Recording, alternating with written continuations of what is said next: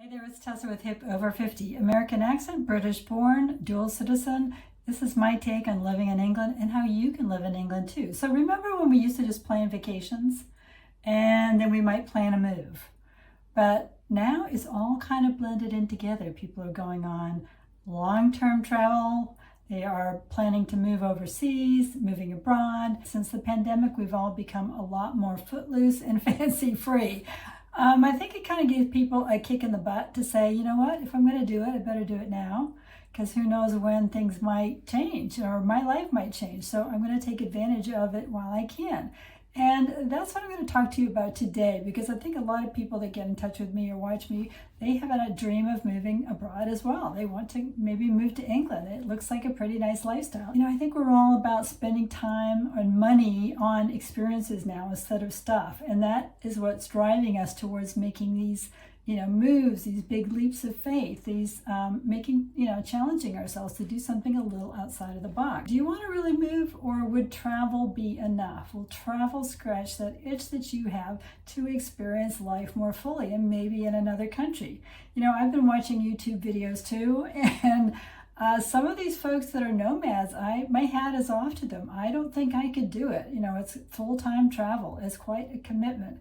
And there's a lot of work that goes on behind the scenes. I know it because I've done it on a very small scale. I've come up with some, let's call them 3 buckets, not bucket lists, but 3 buckets that you can kind of think about when you're thinking ahead to how you can make your dream happen. So they are nomad, native, and nester. Yeah, I made it alliterative.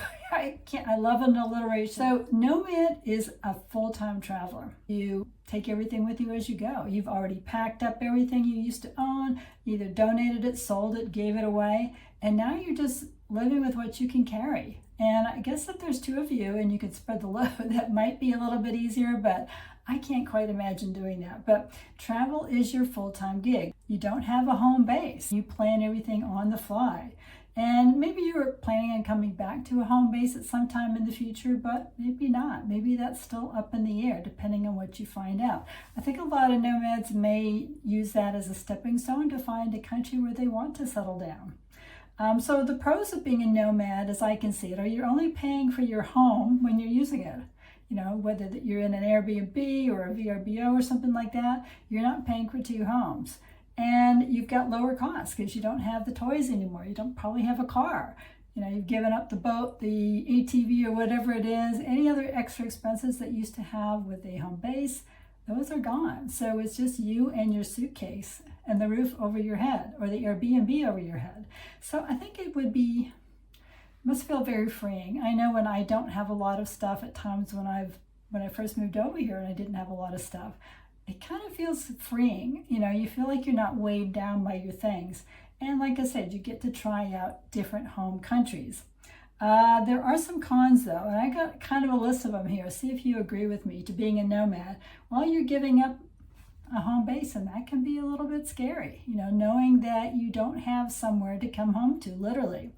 You're living with just what you can carry, so that means you've kind of got to do without a lot of stuff, a lot of creature comforts. And you might miss out, you know, on time with family, kids, grandkids if you have them. You're trying to, work remotely, or if you're doing some kind of gig, like a YouTube gig, for example, well, then you've got to kind of balance your travel and your experience where you are with working. And that can be tricky. Maintain a sort of a work-life balance while you're traveling. And you've always got to figure out your next move. Where is your next step going to be? You know, if you're in a foreign country and you don't speak the language, it can get a little tricky. And eating on the go is not quite as healthy as when you can eat from your own refrigerator in your own cupboard, right? You've kind of got to take what's available. And in different countries, that may vary widely. It may not be your cup of tea. You may have to get used to different tastes. You've also got not as much access to healthcare. Yes, there's good healthcare around the world, but it's not kind of like where you can pick up the phone to somebody, a known provider, a known GP or doctor, and say, look, can I come in tomorrow? And I think if you're in a relationship, if you're doing this with somebody, yeah, it's got to be a little stressful.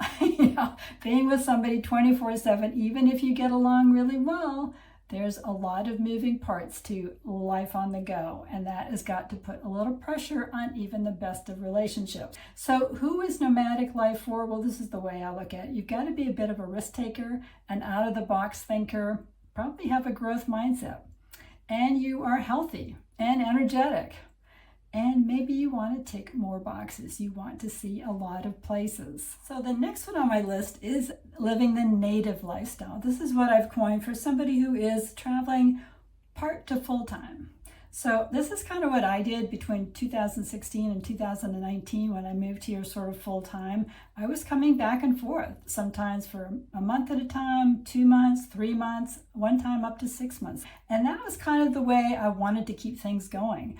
We would come over here, base ourselves at the same place, and then travel, use this as a base to go to places like Scotland or Europe. A native is somebody who does keep a home base, and you travel for extended periods, maybe 1 to 3 months at a time, as I did.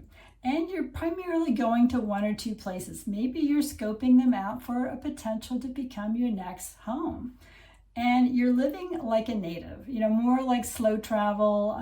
I've heard of migration nomad. Let's say you live in Canada and in the winter you go to Florida, you go to Costa Rica or somewhere like that. And if you live in Florida, maybe you do the reverse. In the summertime, maybe you go to Canada, maybe you go to England. So yeah, you basically have decided that you want to make travel pretty much a big chunk of your lifestyle.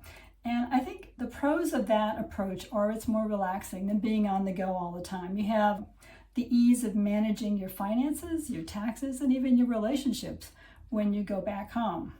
And you have somewhere to come home to if you choose to or you need to stop traveling, whether for health reasons, family reasons, whatever. You've got a place to come home to. And it gives you a way of trying out a new country, seeing if it's for you, seeing if it fits you before you commit to moving there full time, because that's a huge upheaval. I came over for 2 weeks with my then boyfriend, and that was one of the first times I didn't want to go back home. I'd been coming back and forth over here for all my life, but that was one of the first times I said, I really don't want to go home. I really want to stay. I wanted to be closer to my son, and I decided about 5 months later, I came back by myself for 6 weeks to kind of test it out and see how do I feel when I'm here on my own, just no distractions, just me. And I decided then and there that I wanted to live here for up to 6 months at a time. So being a native can kind of give you that insight where you don't get it when you're just traveling. If you've got a home base, then you can kind of use that to offset your travel expenses. So that is kind of a nice little side gig. I'll get more into that later. So the cons of being a native, well, to me, there really aren't any, other than that you probably have more expenses. There's more maybe going back and forth. Let's say when we were traveling from Denver to England, that's kind of a long flight. But at the time, Norwegian was flying Dreamliners from Denver nonstop to London Gatwick, and it was great. It was affordable. It was a great flight. Expense maybe of it all. You might have a few more expenses. That would be some of the cons for to be a native. Somebody who prefers slow travel and who wants kind of more of an immersive cultural experience. If you want to come over and really get more involved, and you like also knowing you have the security of a home base back home. And maybe you're also keeping your home as part of your future financial and retirement plans. Now, last category on my list is what I call the nester. See what I did there with the N? Well, a nester is just somebody who travels part-time. It's basically, we're back to kind of the traditional traveler. Maybe you're retired, maybe you have a little more control over how your days are spent, but you own a home in your native country, and then you maybe travel for, you could be 6 weeks here, a month there. Maybe you come over to England for 6 weeks, and then maybe you go on a cruise for a month or something. So you're keeping your ties at home, and your ties to your community and everything are very active. You're spending more time at home than you are traveling. I think it's more of a travel mindset. You're not even thinking about moving abroad. You're not sort of testing the waters or anything. You're just having fun. You're just getting out there and exploring some new cultures. So I think that's a pretty sweet deal. And of course, the pros to that nester approach is pretty much the same as a native. You have, you're focusing on experiences, not moving. You're using your home possibly as a way to offset your travel costs. Now, there is a company over here, I think it's called Plum Guide, and I saw in the local home section that even very wealthy people here will rent their home out by the month. You know, it may be 5 or 10,000 pounds a month. It may have 10 bedrooms and be a manor, but they're doing it. So why wouldn't you do it? You know, when you want to be away, put your home on Airbnb or VRBO. Get somebody to manage it for you, or have a friend, you know, kind of check in on it.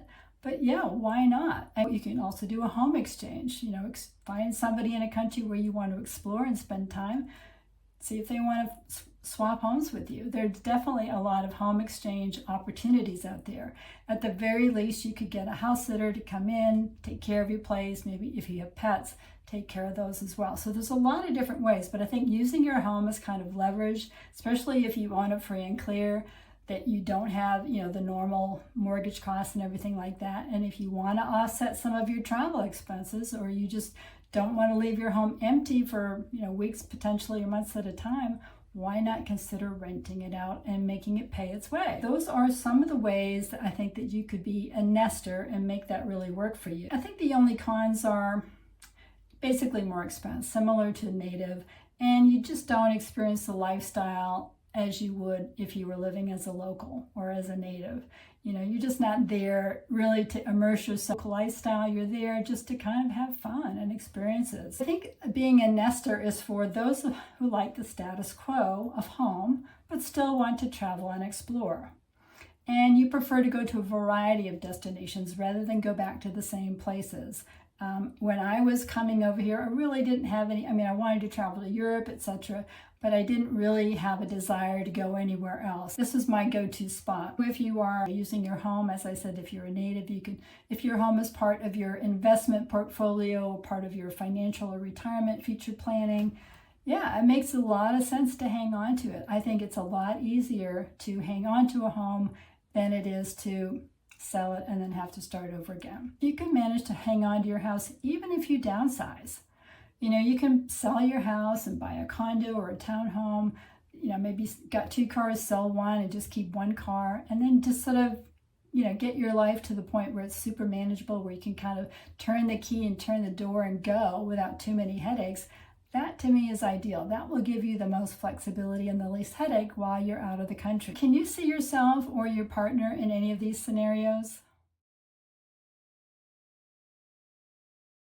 What to consider if you are thinking of any of these scenarios, like nomad, native, or nester? Well, first of all, if you have a partner, a husband, a wife, whatever, can you both agree on how long you want to be away and how often you'll be away? My ex-boyfriend and I did not really agree on that.